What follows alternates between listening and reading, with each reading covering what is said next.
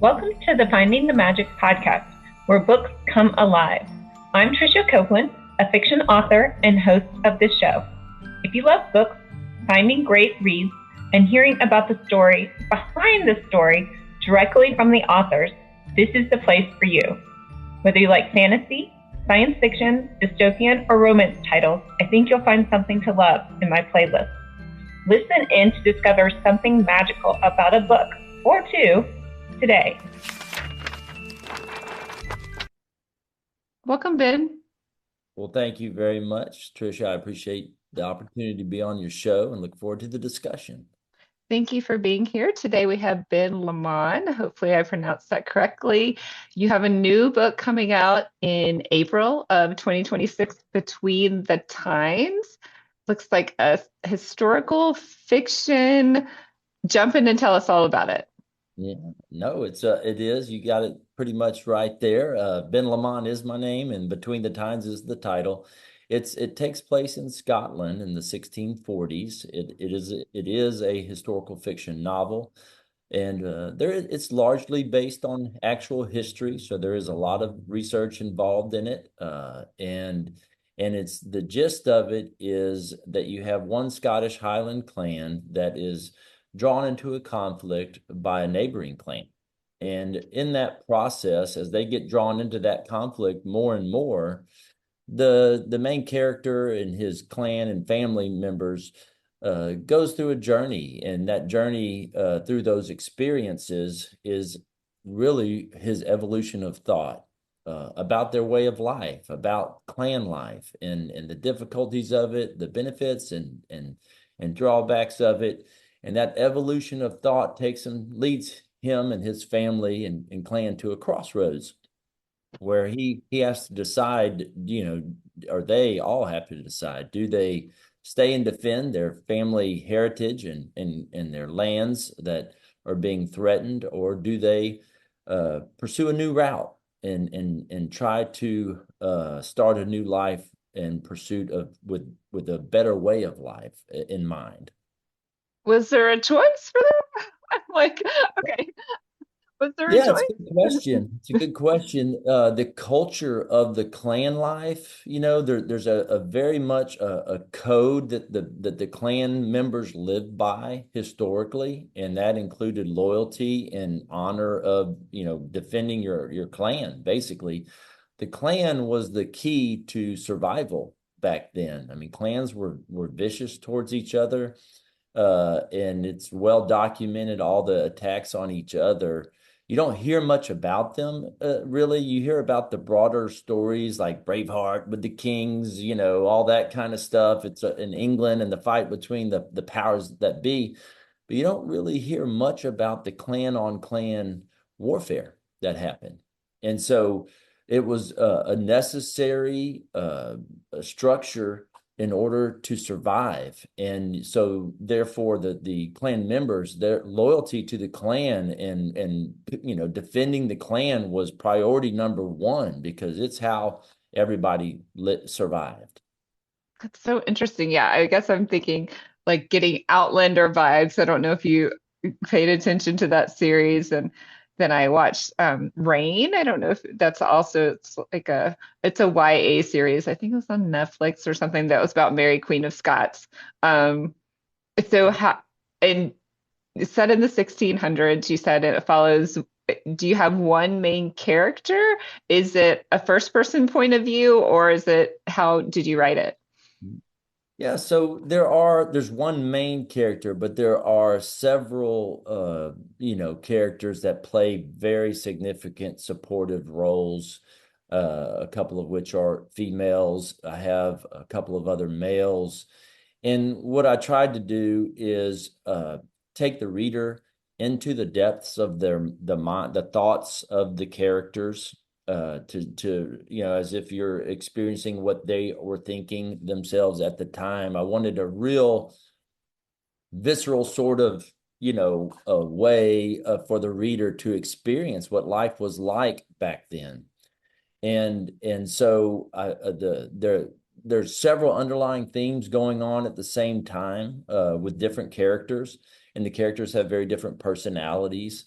So yeah, I mean, there's a lot to the story. It's a complex story that is a fascinating historical event. To think about the attempts of genocide from one neighbor neighboring clan to another. I mean, that was the objective, and it was you know just very a difficult time. And so there's a lot of depth to this story, a lot of depth to it, and taking the reader deep into those thoughts and words of the characters is really what I tried to do.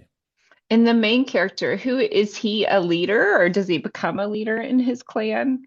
Yeah, the main character is Aaron Lamont, and he is the son of the chief of Clan Lamont, one of the sons. There are several there, and there's a daughter as well.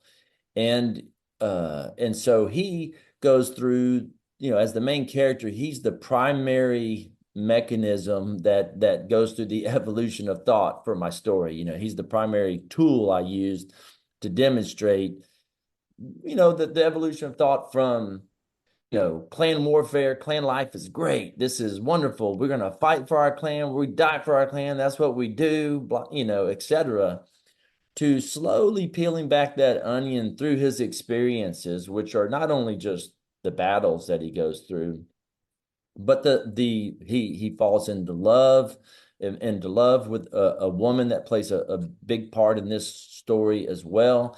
Through their conversations, they learn from each other about, what is life really about? What is this really what life's about, or is there something better we can shoot for here? And then also with other interactions he has with other members of the family, they have disagreements, and through all the hopes and hopelessness and despair and victories and challenges they overcome, that it's just a learning experience for him, and for all of them. And so they really get to evolve in their thought process there.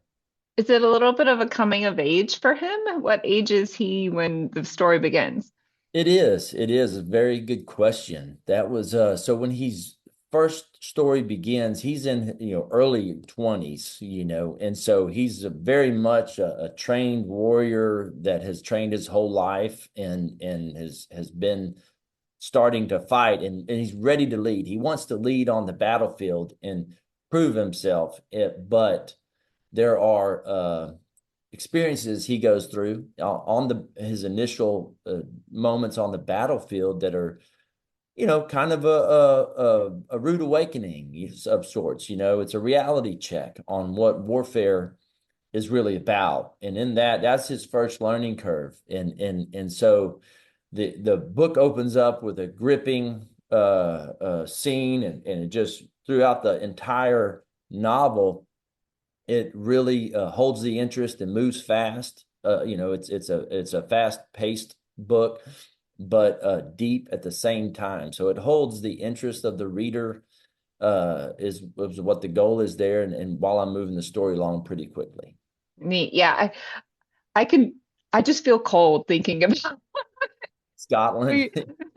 you're cold, you're wet, and you don't have like heating and air conditioning, and you have to get your own food. I mean, I think they had a hard life, and I could see how, just immersing yourself and could transport you into their world.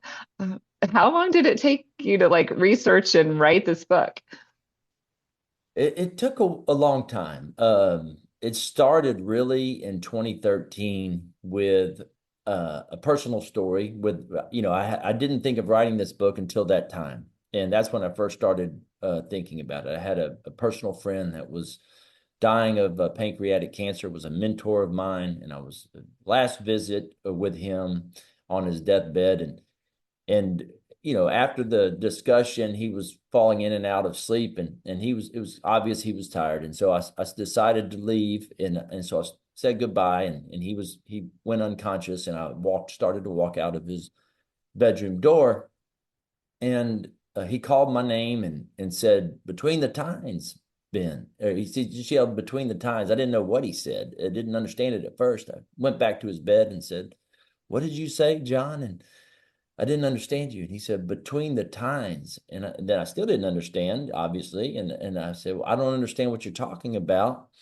What is that? And he said, that's what you're going to call it. That's what you're going to call your first novel, your first book. I'm sorry. He said first book. And, uh, and he was wide awake at that point. He'd come to, but just briefly. And then right as soon as he said that, very shortly after that, he went unconscious again. And I never got to discuss with him what he meant by that, right? And so, but I committed to myself right then. I was going to write a book, but I didn't know what it was about. Had no idea. So I started to think about it, and I thought of this some history that I had learned a little bit about with this Scotland. You know, this particular story is what it was about, but I didn't know much about it. I just always thought it was fascinating. I said, you know, I'm going to research that a little bit. So started to research it, and that led me to on a long journey of learning about Scottish history. I've traveled to Scotland 3 times. I've visited many of the sites that are in my novel that are the castles and the scenes, various scenes that take place, battle scenes. Visited a lot of those, traveled all over Cal Peninsula and Southwest Scotland, and really got a feel for what was going on in that land at the time. And then of course a lot of research. While I was there, I visited some museums about some of the incidents that I write about, and found some good resource material, good books that are really dedicated to some of this history books that nobody really knows about, right? There's only a few of them out there, and so I was able to locate some and do some more research, and lo and behold, it just kept building. The story just kept building out like a root system under the ground of a tree. It just splintered off in all these different directions, but they were all connected. And so I just little bit by little bit was piecing together the timeline, the various motivations for the events that happened, and I really just thought this was such a fascinating story, and this is what I ended up writing about. Neat. And so he did say your first book. Yes. Is this the first book of a series, or do you have anything Yeah. else planned?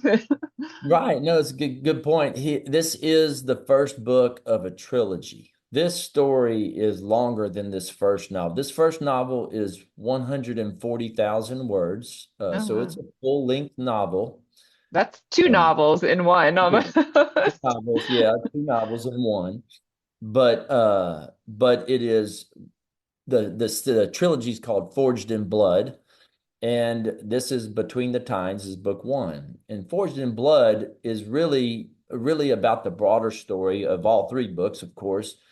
And that's a story about the question, what was going on in our ancestors' lives that was so terrible, or so much of a struggle, that they were willing to leave their entire life that they knew and travel across the ocean and try something new, that had no infrastructure, no food, nothing, in the colonies. And that's a story that touches most of us here in the United States. It's a common thread because, yeah, aside from Native Americans, we all come from ancestors from the old world, and that concept of our ancestors leaving, whether that was at the colonies or later, during the American Revolution, or later on in the U.S. history, a lot of them were fleeing something, right, or trying to find more opportunity, or running away, whether they were in trouble, or some people were captured and forced to come over, of course, and but all of it was really centered around some sort of struggle, right? And so that's what this trilogy talk is really about. Forged in Blood is the hardships, the struggles that our ancestors went through to eventually form what we have today, right? In the United States, eventually are we perfect? No, no. America has its own set of problems, But the idea, the pursuit of freedom, the pursuit of opportunity, and protecting that, and just connecting this new world with the old world where we started from is really what I'm trying to do. And I look long term to do that from various countries' perspectives. Oh, okay. Yeah. So this first one is set in Scotland in the 1600s. What other two ones did you decide on? Well, so this trilogy is all about this same story from Oh, Scotland. okay. Got Okay. it. But once I finish this trilogy, I want to move on to another country and tell their story, right? And just Okay. keep moving down the line. So long term, that's kind of where I'm headed with my future as an author. Neat. Well, yeah, obviously a history buff there. Yeah, I like history. I enjoy that. Fun. Well, again, tell us where we can find you and your book. Yeah, so benlemanauthor.com, BenLeman, author.com. So on my website, from there you can pick which social media you like to follow. You can, connect with us there. And then also there's a pre-order tab. You can pre-order my book that comes out Between the Times comes out April 28th. That's when it's available to the public. And so we will have the full spectrum of means of reading the book or listening to it. We'll have audio, Oh, uh, good. of course, over time, but the paperback and then also digital. Yeah. Oh, fun. So, yeah, I love audiobooks, so I'm glad that is that gonna be out this April or is that to I think it's be gonna be a little coming bit soon? after. Yeah, Okay. a little bit after, but we'll get there pretty soon, but it's gonna happen a little after. Yeah. Oh, great. Yeah, I did go to your website. It's a great website. So thank you so much for being here. And I definitely want to have you back when you release your second book. All right. Well, I look forward to it. I'd be happy to come back. Thank you so Okay. much. Wish I Thanks, Ben. appreciate it. Between the Times, Ben Lamont. All right. Take care. Bye. Bye-bye. I hope you enjoyed this episode of the Finding the Magic podcast. I'm your host, author and podcaster Tricia Copeland, and I love getting behind the scenes. If you like the podcast, make sure to subscribe and stop in each week to discover new authors and books. Thanks for listening, and until next time, keep finding the magic.